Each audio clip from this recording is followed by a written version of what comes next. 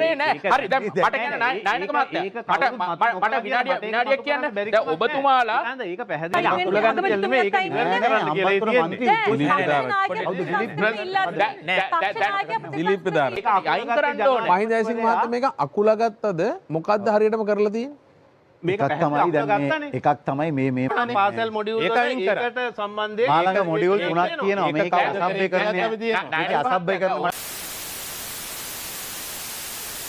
Let's go. ඔකට දැන් උදාහරණයක් ගන්න දැන් ෆින්ලන්තය මේ මහතුරුත් ගන්නවා මම දැක්ක මේගොල්ලන්ගේ වෙන ඇමති මහත්මයෙකුත් කියනවා ෆින්ලන්තය වගේ අපි මේක මොඩියුල්ස් කරන්නේ දැන් මේවා සම්පූර්ණ වැරදි කතා. දැන් ෆින්ලන්තයේ ළමයි ඉන්නේ කීයද පන්තියක? ළමයි ඉන්නේ 12යි. එතකොට ඒ ළමයින්ට මොඩියුල්ස් දීලා වෙන ක්‍රමයකට කරගෙන යනවා. අපේ ළමයි කී දෙනෙක් ඉන්නවද?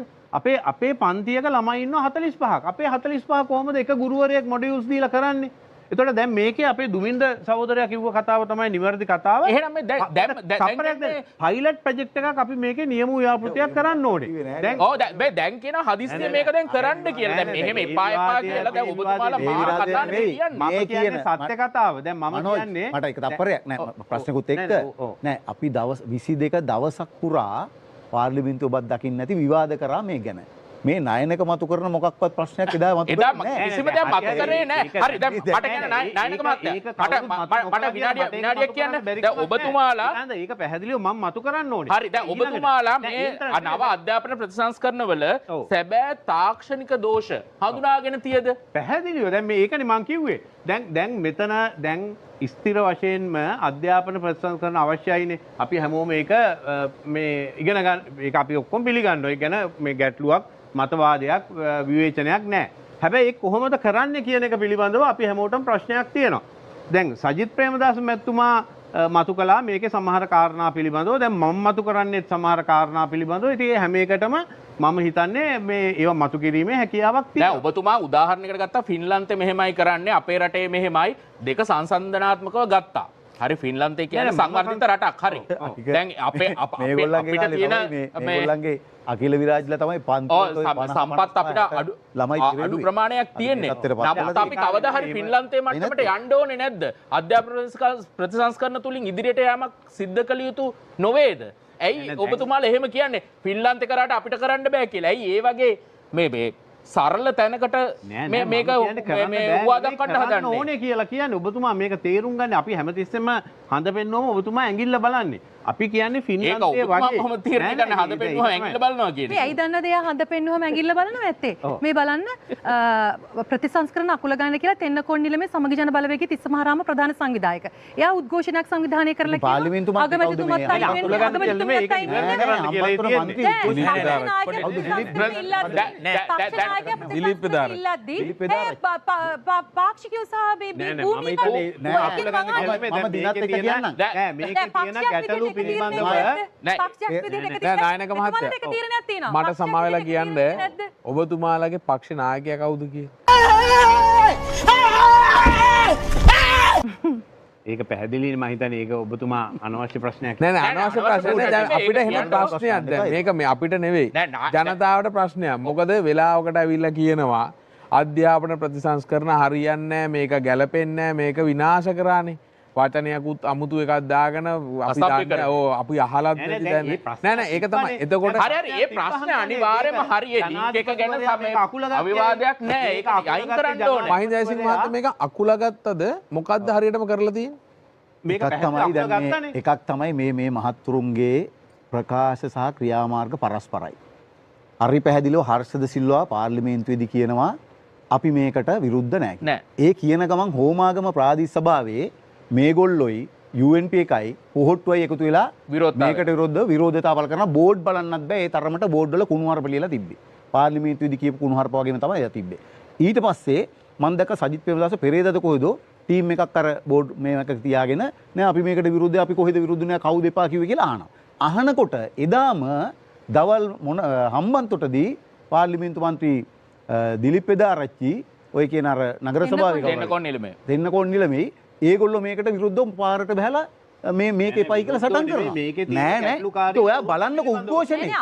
පක්ෂයක් විදිහට මම කියන එක නෙවෙයි. නැත්තේ මොකද? ඊළඟට පහුගිය 9 ඔයාගේ තීරණය මොකක්ද?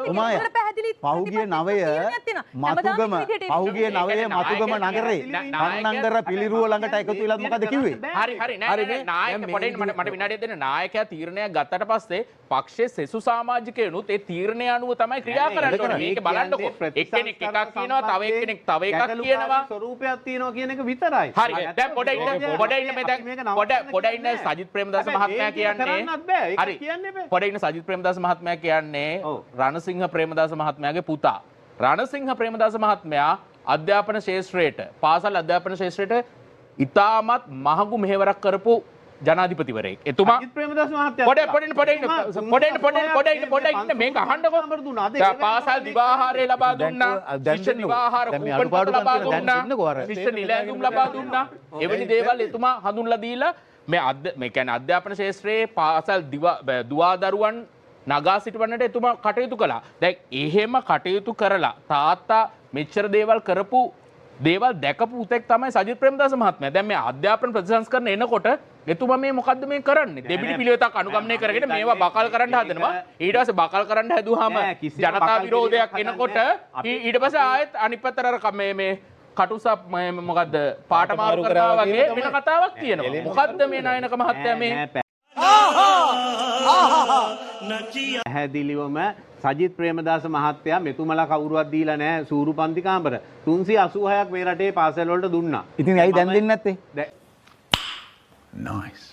දැනුත් දෙනවා. දැන් මේ දවස්වල ඡන්දෙන් පස්සේ දීපු එකක් කියනවා මට. ඡන්දෙන් පස්සේ දීපු එක ඡන්දෙන් පස්සේ ස්මාර්ට් ක්ලාස්රූම් දීපු එකක් කියන්නේ. විශාල වශයෙන් ස්මාර්ට් බෝඩ් දීපු එකක්. නෑ නෑ ස්මාර්ට් ඡන්දෙන් පස්සේ එකක් කියනවා එකක්. දුන්න එකක් කියන්නේ නෑ ඡන්දෙන් පස්සේ දීපු එකක් කියනවා දුන්නනේ. කලින් ඡන්දෙන් පස්සේ දීපු එකක් කියනවා. ඡන්දෙට කලින් බෙදුවනේ. ඡන්දෙන් පස්සේ දැන් කියන්නකෝ දැන් මේ වෙනකොට රෝහල් වලට විශාල උපකරණ ප්‍රමාණයක් ලක්ෂ 100 ගානක් අධ්‍යාපනය ගැන අපි කතා කරන්නේ. හැබැයි එතුමා විතරයි අධ්‍යාපනය ගැන කතා කරන්නේ අපි. අධ්‍යාපනය ගැන කතා කරන්නේ. පාසල් වලට කරපු ඒවා ගැන. ප්‍රමුඛතාවය අනුවනේ දෙන්නේ. දැන් ඡන්දෙන් පස්සේ මොනවද පාසලට කරේ කියලා නෑ නෑ ඡන්දෙන් පස්සේ පාසල් වලට නොකර රෝහල් වලට කළානේ දැන්. දැන් අපි කතා කරන්නේ අධ්‍යාපනය ගැන. හරි හරි අධ්‍යාපන ප්‍රතිශාලන කතා කරන්නේ. නෑ නෑ අධ්‍යාපනය ගැන කතා කරලා දැන් එතුමා අධ්‍යාපනය හරි පැහැදිලි. නැදීමක් නෑ. මේ ඡන්ද බලාගෙන අර මහා මිත්‍රවරුනි කියලා පාස් ශ්‍රේණියේ දරුවන්ට මහා මිත්‍රවරුනි කියලා හරි. දැන් මට තියෙන දැන් ඒව නෑ. දැන් ඡන්ද නෑ. දැන් ස්මාර්ට් බෝඩ් ස්මාර්ට් බෝඩ් රෝහල් වලට ඒක ලබා දීලා මට තියෙන ප්‍රශ්නේ. තුමලා එක දෙයක් දීලා නැතුව මෙච්චර කල් ඉඳලා දැන් මේ කතා කරනවා අවුරුදු දෙකමාරක් ඔයගොල්ලෝ මට තියෙන මෙන්න මේ ප්‍රශ්නේ මම ඡන්දදායකෙක් විදිහට. දැන් ඔබතුමාලා ජනාධිපතිවරණයකට හරි මහමැතිවරණයකට හරි පක්ෂයක් විදිහට හරි පුද්ගලයෙක් විදිහට හරි ප්‍රතිපත්තියක් දෙනවනේ. දැන් මම ඡන්දදායකෙක් විදිහට කොහොමද විශ්වාස කරන්නේ? මොකද ඔය බලවේගය ඇතුලේ සමගියක් පේන්නේ නැහනේ. මොකද එක මන්ත්‍රී කෙනෙක් ඇවිල්ලා එක කතාවක් මාලා සම්පූර්ණයෙන් මේක පටලෝගෙන නෑ අපි නෙවෙයි කියන්නේ නෑ අධ්‍යාපන ප්‍රතිසංස්කරණවලදී අපි දැන් ආයේ ඒක නැවත අහලා වෙලාව ගන්න එක තේරුම් නැහැ. එක වෙලාවකට නායකතුමා ඇවිල්ලා කියනවා මේක හරියන්නේ නැහැ, මේක ගැලපෙන්නේ නැහැ, මේක සුදුසු නැහැ, මේක අසභ්‍යකරණය කියලා වචනෙකුත් දාලා කෑ ගැහුවා. විරෝධතා සංවිධානය කරලා තිබ්බා. ඉතින් එහෙම කියලා ඊට සති දෙකකට දවස් 3-4කට පස්සේ ආයෙ කියනවා නෑ නෑ මේක ඉක්මනට කරන්න ඕනේ. අපි කිව්වේ නෑ හකුල ගන්න කියලා. ආණ්ඩුව තමයි හකුල ගත්තේ. මේවා ඉක්මනට කරන්න කියලා. නෑ නෑ එක ප්‍රතිපත්තියක් නැතුව කොහොමද රටක් බාර දෙන්නේ අපි? නිවැරදි අධ්‍යාපන ප්‍රතිසංස්කරණය මේ රටේ ගේන්න කියන එක. ඒක තමයි අපි මුලින් ධම්ම ධර්ම ස්ථාවරේ දැනුත් ඒ ස්ථාවරේ මෙහෙම වෙන්න එපා. ඒ කියන්නේ ඕකනම් ගේන්න දෙන්නේ නැහැ. නිශ්චිත වෙන්න එපා. මොකක් හරි වෙන ඕකනම් ගේන්න දෙන්නේ. කොහොම ඉන්නකෝ. ඔය ඕකනම් ගේන්න දෙන්නේ නැහැ. ඕක අසභ්‍යකරණය වෙච්ච එකක්. අසභ්‍යකරණය කියලා කොහොම මුළු මොඩියුල් 160 පුරාම අසභ්‍ය දේවල් තියෙනවා. අසභ්‍යකරණය කියලා වචනයක් කියන්න බෑ නිකන් චූටි කෑල්ලකට. අසභ්‍යකරණය චූටි කෑල්ල හරි ඒ කෑල්ල අපි එකම දේනේ ඒ කෑල්ල නිශ්චිතව කෑල්ල කියලා නෑ. නෑ ඒක නිශ්චිතව දැක්කම ඒක අයින් කරන්නේ. පාසල් මොඩියුල් ඒක අයින් කරා. ඒකට සම්බන්ධයෙන් මාළඟ මොඩියුල් 3ක් තියෙනවා. මේක අසභ්‍යකරණය. මේක අසභ්‍යකරණය මොඩියුල් එකේ කලර් එකටත් එක එක ඒවා කිව්වා. මේකට මේ ආටට එක එක ඒවා නිශ්චිතව කියන්න ඕන. කියපුවා හිටියනේ මේ හිටියනේ. මේකට තමයි අසභ්‍යකරණය කියලා කිව්වේ. ඒක වෙන්නේ මෙහෙමනේ. මෙතුමලා එනකොටම ගෙනාවා දේ දුන්නේ පාට තියෙන විවිධ ඡන්ද ව්‍යාපාර මැද හිටියා. අපි පොඩි කාලේ දේ දුන්නේ පාට කියන්නේ අසභ්‍ය මොකක්ද? හරි එතකොට හිතෙනවා මේ පරිසරවේදිය. හැබැයි මේ පරිසරවේදිය. දේ දුන්නේ පාටත් අසභ්‍ය මේ පරිසරවේදිය කියන්නේ. අපිට වඩා පරිසරය ගැන ගොඩක් දන්න පරිසරයට ආදරය කරන එහෙම ඔබතුමාලා ප්‍රජාව කොන් කරන්නේ ඇයි දේ දුන්නේ පාට කියනවා. එහෙම ඒ මිනිස්සුත් රටේ ඉන්න ඕනේ ලෝකෙ ඉන්න ඕනේ. නෑ අපි ඒ මිනිස්සුන්ගේ ප්‍රජාව කොන් කරන්නේ නැහැ. අපි සියලුම ප්‍රජාවන් පිළිබඳව සම්මිතිකව වැදගත් විදියට බලන ඔවුන්ට අවශ්‍යතා ඒ නමුත් දේශපාලනයට අවශ්‍ය වෙලාවට ඒවට පහර දෙනවනේ. නෑ පහර දෙන්නේ නෑ වැරද්ද තියෙන්නේ. පහර දුන්නානේ. පහර දුන්නානේ. ස්ථිර වශයෙන් දැන් ඔබතුමා කිව්වේ දැන් මේ දැනුත් ප්‍රකාශ කළා. නෑ නෑ දැන් මම කියන්නේ බලෙන් ඒක දාන්න බෑ කාටවත්. ඒම අයට අපි ගරු කරනවා ඒක. මෙතුමලා අධ්‍යාපන ප්‍රතිසංස්කරණවල කොහෙද බලෙන් දැම්මේ? වැරද්දක් පළවෙනි එක මට පොඩ්ඩක් විනාඩියක් දෙන්න මොකද මේක නැවත මට පොඩි වෙලාවක් දෙන්න. දැන් අපි මේක හඳුනගත්ත පළවෙනි මොහොතේ හරියටම දෙසැම්බර් 30 හෝ 31 හඳුනගත්තේ ඒ මොහොතේම ක්‍රියාමාර්ග ගත්තා මේක. ස්තුතියි. හරිද? ඒ මොහොතේම ක්‍රියාමාර්ග දැනට එන්නයි ඔබ දන්නවා වැඩ දහනම් කරලා තිබෙනවා අනිවාර්යයෙන්ම අඩුවලා තියෙනවා. ඒ ක්‍රියාමාර්ග ගත්තා. ගත්තට පස්සෙත් අන්තිමටත් කියනවා විපක්ෂ නායක තෙමේ අසභ්‍යකරණ ඉවත් කරලා මේවා ක්‍රියාත්මක කරන්න. මේ ඊයේ පෙරේදත් කිව්වා. ඊයේ. දැන් මේ ක්‍රියාමාර්ග අරගෙන මේක වැරද්දක් කියලා ආණ්ඩුවක් ලෙස අපි පිළි අරගෙන ඒ වැරද්ද නිවැරදි කරන්න ඕන කරන මැදිහත් වීම කරලා තියෙද්දි අපි සීල් කරා මොඩියුල් එක. 6 මොඩියුල් එක. ඒම කළා. දැන් මේකත් අසභ්‍යකරණ මේ ඉතිහාසයේ පොත. මේක පාට. හරිද? එතකොට මම මේ මොඩියුල් තුනක් තියෙනවා. අසභ්‍යකරණේ නම් මෙහෙම වෙන්න එපයි. අර buddy.net එක විතරක් නෙවෙයිනේ එහෙනම් මේ පුරවැසි අධ්‍යාපනයේ විවසගත මූල්‍ය එකේ ජීවිතය සඳහා තාක්ෂණ වේදේ ගණිතයේ විද්‍යාව මේ හැම මොඩියුල් එකම අසභ්‍යකරණය සඳහා යොමු වෙච්ච ක්‍රියාවලියක් තියෙනෝනේ. එහෙම මොකක්වත් කොහෙවත් නැහැනේ. එක තැනක් තිබුණා. තැනට අදාළව වැරද්දක් ලෙස අපි ඒක බාරගත්තා පිළිගත්තා. ඒ නිසා අපි ඒක සීල් කරලා ක්‍රියාමාර්ග ගත්තා. ඒ විතරක් නෙමෙයි. ඇත්තටම ගත්තොත් අපි හිටපු තැන. හරිද? මේගොල්ලෝ පසුගිය 30 31 ඉඳලා අපි මේක නතර කරේ 13 වෙනිදා තීරණය අරගෙන කැබිනට් ප්‍රකාශක ලෙස තීරණය ගත්තේ. සති දෙකක් තුල රට තුල මහා දැවැන්ත ආందోලනයක් හැදුවා. හදලා මේ පිළිබඳ අවිශ්වාසය හැදුවා. දෙමව්පිය තුල, ශිෂ්‍යෝ තුල, රටේ ජනතාව තුල, ස්වාමින්වහන්සේලා තුල මේ අවිශ්වාසයේ සැකය හැදුවා. අධ්‍යාපන ප්‍රතිසංස්කරණ සම්බන්ධව දැන් හිතන්නේ ප්‍රශ්න ඉවරයි කියලාද? ප්‍රශ්න ඉවරයි කියලාද හිතන්නේ? ප්‍රශ්න ඉවර නැහැ. දැන් මේ දුමින්ද සහෝදරයා කියන්නේ මේ අධ්‍යාපන ප්‍රතිසංස්කරණ මුළුමනින්ම ඉවත් කරගන්න අවශ්‍ය තත්ත්වයක් තියෙනවා කියලා සමහර වෙලාවට. මෙහෙමයි. එතුව මං හිතන්නේ දුමින්දත් ඒක නෙවෙයි මතු කරේ. මම මගේ මුලම මොකද හෙට ඉඳලා එක වසර මොඩියුල් එක ක්‍රියාත්මක වෙනවානේ. මෙතන තියෙන ප්‍රශ්නේ දැන් ඒ කියන්නේ මෙතන අර දේශපාලන උපක්‍රමයක් එදෙනවනේ. ඒ කියන්නේ ආණ්ඩු උත්තර දෙන්නේ හැම වෙලාවෙම මේ කතාව.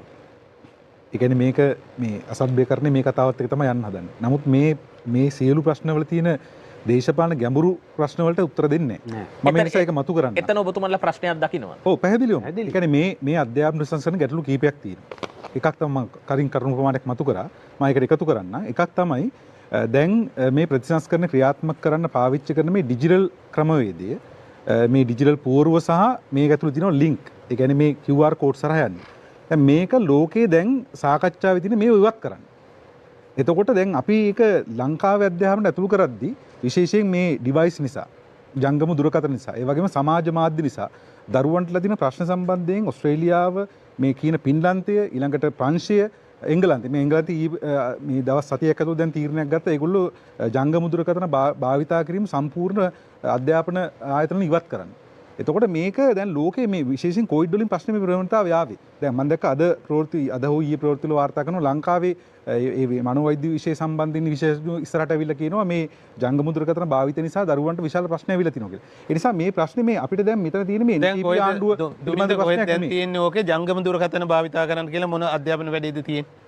මොකක්ද ඕකේ තියෙන දේ කියන්නේ? සම්පූර්ණ කරන්න. නෑ ඉතින් කියන්නකෝ දැන් කෙලින් කියන ජංගම දුරකථන නැත්නම් මේක කරන්න බෑ. නෑ මේ QR කෝඩ් එක තියෙන. දැන් මේ QR කෝඩ් වල ප්‍රශ්න තියෙනවනේ.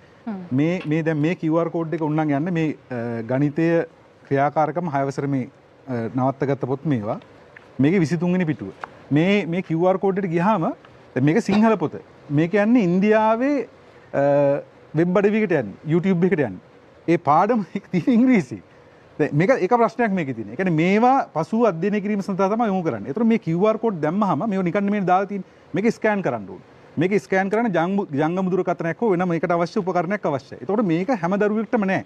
ඊළඟ මේ ක්‍රමවේදය ක්‍රියාත්මක කරන පාසලට අවශ්‍යයි රවුටර් එකක්. ඒකට දෙමාපියෝ ගෙවන්න ඕනේ. පාසලට අවශ්‍යයි ලක්ෂ 3ක විතර ඩිජිටල් ඩිවයිස් එකක් අවශ්‍යයි.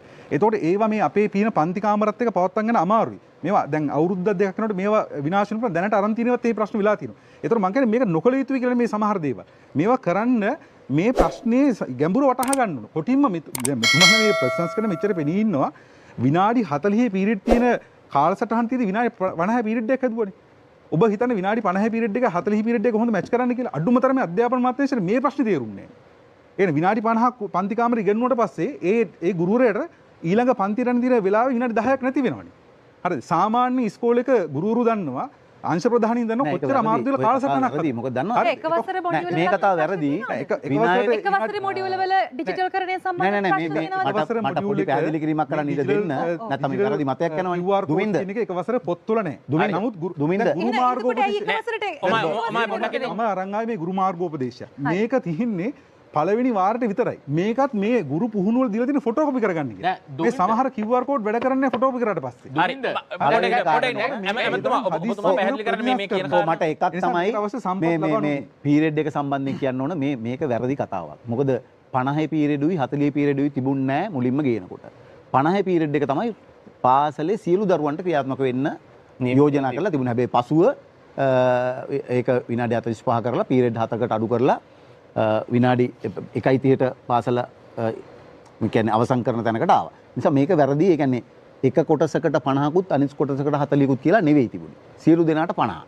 පසුව තමයි ඒක සංවාදයකින් පසුව 45 කරේ. ඒක එක.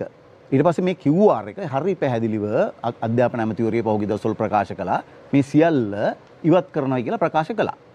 මේක ප්‍රකාශ අන්න දැන් විපක්ෂනුයි අනි පැතිවලින් එන තර්කය ඇයි ඉවත් කරන්නේ පළවෙනි කාරණය තමයි මේ හමුලා ගැනීමක් නේද? දැන් අර පරණ සාම්ප්‍රදායික වනපොත් ක්‍රමයටම යාමක් නේද සිද්ධ වෙන්නේ? දැන් අපි අනාගත ලෝකෙට යන්න හදන එක මේ රිවර්ස් කිරීමක් නේද? ආයෙත් මොකද මෙතන ගැටලුවක් මතුවෙච්ච නිසා. මොකද එකක් තමයි දැන් අධ්‍යාපන ඇමතිවරිය හෝ ආණ්ඩුව හෝ නෙවෙයි මේ මොඩියුල් හදන්නේ. ඒ විෂය ප්‍රවීණයන් තමයි ඒවා සකස් කරන්නේ. එතකොට ඔවුන්ගේ වගකීම තමයි ඒ නිවැරදි දේවල් මේ පොත්වල අඩංගු කරන එක. එතකොට ඒකට වගකීමක් ගන්න බෑ අධ්‍යාපන ඇමතිවරියට හෝ ආණ්ඩුවේ මන්ත්‍රීවරුන්ට හෝ ඇමතිවරුන්ට. එතකොට ඔවුන්ගේ පැත්තෙන් දැන් මේ ඔවුන්ගේ පැත්තෙන් ඒක සාධාරණ ඒ නිසා තමයි අපි සිංහ සහෝදරයා ගුරු සංගම් නායකයෙක් ඉදිරියේ ඉඳද්දී ප්‍රශ්න පත්‍රවල වැරදි අහම් පස්සෙත් එදා ආණ්ඩුවට විවේචනය කරා. ඒතර එදා ඇමතිවරයා වක්කිය යුතුයි ඒක. මම කියන්නේ මට තේරෙනවා දැන් මේ කියන තර්කේ. ඒ කියන්නේ හර්ණී අමරසූරිය අධ්‍යාපන ඇමතිවරිය මේ පොත් බලන්නේ නැහැ. නමුත් එතුමියට වගකීමක් තියෙනවා විශේෂයෙන්ම මේ අපි කියනවා CID report එක ලිට දාන්න කියලා. අපිට වාර්තා වෙලා තියෙනවා. නැත්නම් අපිට තොරතුරු තියෙන විදිහට මේ ලින්ක් සම්බන්ධයෙන් පරීක්ෂා කරන්න කියලා නිලධාරී කියලා දෙනවා අධ්‍යාපන අමාත්‍යාංශ ලේකම්වරයාට. ඒක කියලා තියෙද්දි තමයි මේක සැලකිලිට ගන්න නැතුව මේ ලින්ක් ඔක්කොම තියලා මේ මුද්‍රණ කටයුතු කරුනේ. ඒ නිසා මේ ප්‍රශ්නේ සාකච්ඡා වෙලා තියෙනවා යම්කිසි දුරකට අධ්‍යාපන අමාත්‍යාංශය ඇතුලේ. ඒතර එහෙම තියෙද්දි මේක ක්‍රියාත්මක කරලා තියෙනවා. මේක සැබඩාජ් කිරීමක්ද ඔබතුමාලට ආරංචි වන ආකාරයට? ඔව්. නෑ මම කියන්නේ මේ නිශ්චිත දැන් අපි කොහොමත් ඔය ලින්ක් එක සම්බන්ධව නිශ්චිතව විපක්ෂික සාකච්ඡාව ගත්තේ. අපි ඒක සම්බන්ධව උනන්දු දුන්නේ. මොකද ඒකට හේතුව එක තනි කරුණක්. කාටර කෙනෙකුට පුළුවන් වුණා ආණ්ඩුව අසීරුතාවට පත් කරන්න මේ එවැනි දෙයක් කරන්න. එවැනි කරුණක් පාදක කරගෙන මුළු අධ්‍යාපන ප්‍රතිසංස්කරණයක් විවේචනය කරන එක මම කියන්නේ අපි විවේචන ඒක ඔබතුමාලා කියන පොඩි අවස්ථාවක්